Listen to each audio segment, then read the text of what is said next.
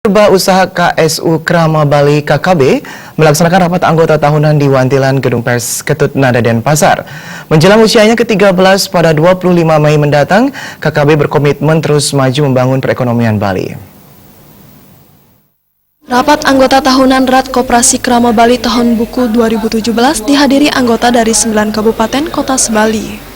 Selain menyampaikan pertanggungjawaban pengurus dari hasil kerja tahun buku 2017, pengurus KKB menyampaikan program kerja ke depan. Ketua Koperasi Krama Bali Satria Narada menyampaikan di tengah situasi ekonomi saat ini, KKB mampu bertahan bahkan mengalami pertumbuhan. Koperasi Krama Bali berkomitmen ke depan tetap maju dan diharapkan generasi muda bisa maju dan kreatif bersama KKB. Dalam RAT KKB tahun buku 2017 disampaikan laporan auditor independen yang menyampaikan Koperasi Krama Bali berstandar audit opini wajar tanpa pengecualian.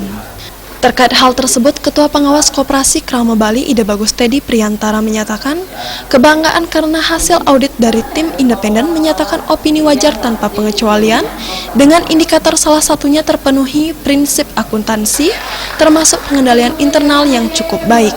Indikatornya berarti satu dari aspek akuntansinya telah memenuhi prinsip-prinsip akuntansi yang berlaku secara umum di mana ditetapkan oleh standar akuntansi yang berlaku. Kemudian pengendalian internalnya cukup baik. Pertama dari struktur organisasinya, adanya pembagian tugas, wewenang dan tanggung jawab secara cukup baik. Kemudian adanya transparansi dari pengurus. Kemudian tidak ada pembatasan yang dilakukan oleh pengurus atau manajemen di dalam kami atau akuntan publik melakukan pemeriksaan secara bebas dan independen. Sementara Sekretaris Dinas Koperasi dan UKM Provinsi Bali, Igusti Ayu Ambari menyampaikan apresiasi terkait pelaksanaan RAT Koperasi Krama Bali yang mencirikan koperasi yang sehat. Kan sudah terbukti selama ini KKB tujuan awalnya dari pendirian koperasi itu kan adalah bagaimana kita bahu-membahu dengan modal bersama, kemudian dari kita, untuk kita, oleh kita, itu bagaimana kita membangun ekonomi kerakyatan.